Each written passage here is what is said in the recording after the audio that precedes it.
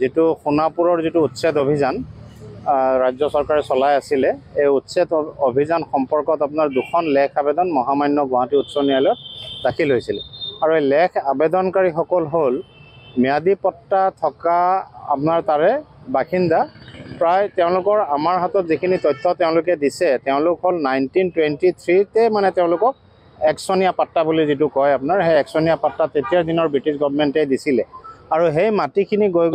আজিৰ তাৰিখত গৈ পেলাই ম্যাদী পাট্টা হৈছে আৰু সেই অৰিজিনেল পাট্টা হোল্ডাৰ বিলাকৰ সতি সন্ততি বা কিছুমানটো আমি পাইছো এনেকুৱা মানুহ আহিছে আমাৰ ওচৰত আপোনাৰ প্ৰায় 90 বছৰ বয়স হ'ব তেওঁলোকো আপোনাৰ পিটিশনাৰ হয় গতিকে তেওঁলোকে সেই পাট্টা থকা মানুহখিনিকো ৰাজ্য চৰকাৰে যোৱা 13/9/2024 আৰু 14/9/2024 তাৰিখে আপোনাৰ জাননী জাৰি কৰিছিলে যে আপোনালোকে 3 দিনৰ ভিতৰত এই মানে বাসস্থান ত্যাগ কৰিব লাগে আৰু নহলে তেওঁলোকৰ এগেইনষ্টে এভিকশন ড্ৰাইভ চলোৱা হ'ব গতিকে এই গোচৰটো আপোনাৰ অত্যন্ত গুৰুত্ব সহকাৰে ললে আপোনাৰ মহামান্য গুৱাহাটী উচ্চ ন্যায়ালয়ে যোৱাকালিও ইয়াৰ শুনানি আছিলে আৰু আজি শুনানি কালত আপোনাৰ গোটেই কেছটো মহামান্য গুৱাহাটী উচ্চ ন্যায়ালয়ে ডিসপোজ কৰি দিছে ইয়াতে আপোনাৰ ন্যায়ালয়ে গোটেই তথ্যখিনি চালিজাৰি চাই পেলাই দেখিলে যে যেহেতু এওঁলোক 1923 আগৰ তথ্য তেওঁলোকৰ হাতত আছে গতিকে ডেপুটি কমিশনাৰৰ দায়িত্ব আছিলে যে বিফৰ ইছুৱেন্স অফ দি নটিচ এই তথ্যসমূহ তেওঁলোকে চালিজাৰি চাব লাগিছিলে কাৰণ চাওক ট্ৰাইবেল বেল্ট এণ্ড ব্লক যেতিয়া ক্ৰিয়েট হৈছে আমাৰ হাতত যিখিনি তথ্য আছে 1950 ত আপোনাৰ সেই এৰিয়াটোত ট্ৰাইবেল বেল্ট এণ্ড ব্লকত ডিক্লেয়াৰ হৈছে কিন্তু 1987 ৰো এখন নটিফিকেশন আছে regarding extension or the creation of the tribal belt in the Sonapur or Dimoria গতিকে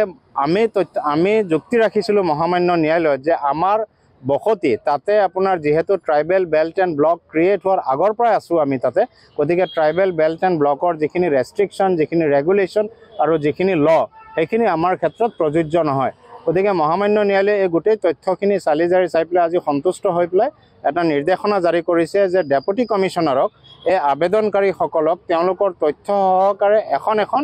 ইন্ডিভিজুৱেল দৰখাস্ত ডেপুটি কমিশনাৰক দিব দিছে আৰু তথ্য সহকাৰে যে তেওঁলোকে দেখুৱাব লাগিব ডেপুটি কমিশনাৰক যে তেওঁলোকৰ এক্সিষ্টেন্স তাতে বিফৰ দি ইণ্ডিপেণ্ডেন্স মানে 1923 আগৰ পৰা তেওঁলোক যে তাতে বাসিন্দা হৈ আছে এই গোটেই তথ্যখিনি মানে তেওঁলোকে ডেপুটি কমিশনাৰ কামৰূপ মেট্ৰৰ তাত জমা দিব লাগিব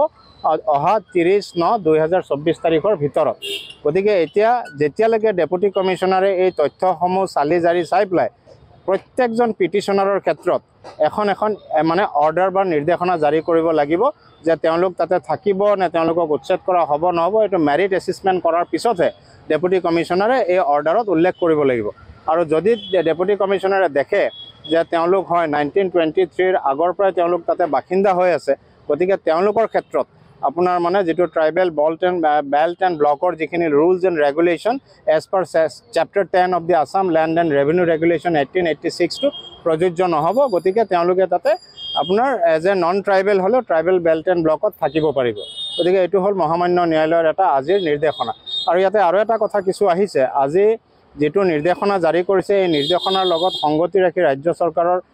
ফালৰ পৰা এটা মানে যুক্তি দৰ্শাইছিলে যে এই গোটেই এক্সাৰসাইজটো তেওঁলোকে আপোনাৰ PIL 78/2012 যেটো নিৰ্দেশনা আছিলে যোৱা 9/12/2019 তাৰিখৰ সেই নিৰ্দেশনা অনুযায়ী এই এক্সাৰসাইজটো তেওঁলোকে মানে উচ্ছেদ অভিযানটো চলাই আছিলে যেহেতু মহামান্য গুৱাহাটী উচ্চ ন্যায়ালয়ে কৈছিলে যে ট্ৰাইবেল বেল্ট এণ্ড ব্লকত মানে নন ট্ৰাইবেল মানুহ থাকিব নোৱাৰে এই নিৰ্দেশনাটো গৈ পেলাই মহামান্য উচ্চতম ন্যায়ালয়লৈকে গৈ পাইছিল আৰু উচ্চতম ন্যায়ালয়ে কৈছে যে এইটো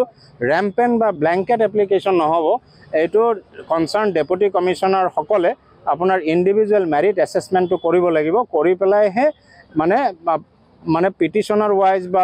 এজন নাগৰিকৰ সেই তথ্যখিনি চালিজাৰি চাই পেলাই যদি দেখিছে যে তেওঁলোকক ট্ৰাইবেল বেল্ট ভেকেট কৰিব দিব লাগে তেতিয়াহ'লে এটা উচিত সময়সীমা তেওঁলোকক দিব লাগিব গতিকে আজিৰ হিয়াৰিঙৰ মূল কথাখিনি বিষয়বস্তুখিনি এইখিনিয়ে হ'ল লাষ্টত গৈ পেলাই মহামান্য ন্যায়ালয়ে ক'লে যে এতিয়া আমি ডেপুটি কমিশনাৰৰ তাতে গৈ পেলাই এপ্ৰোচ কৰিব লাগিব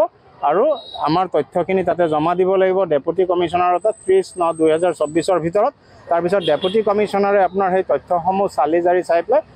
এখন ইন্ডিভিজুৱেল অৰ্ডাৰ দিব আৰু যেতিয়ালৈকে ডেপুটি কমিশনাৰে কোনো সিদ্ধান্ত নল'ব তেতিয়ালৈকে ৰাজ্য চৰকাৰৰ মহা অধিবক্তাই মহামান্য ন্যায়ালয়ত আণ্ডাৰটেকিং দিছে যে যেটো এভিকশন এক্সাৰসাইজ কৰা হৈছিলে কোনো ধৰণৰ এভিকশন এক্সাৰসাইজ কৰা নহ'ব তাৰমানে আমি ক'ব পাৰো যে এভিকশন এক্সাৰসাইজটো এতিয়া সাময়িকভাৱে স্থগিত থাকিব যেতিয়ালৈকে ডেপুটি কমিশনাৰে এটা ডিসিশন নল'ব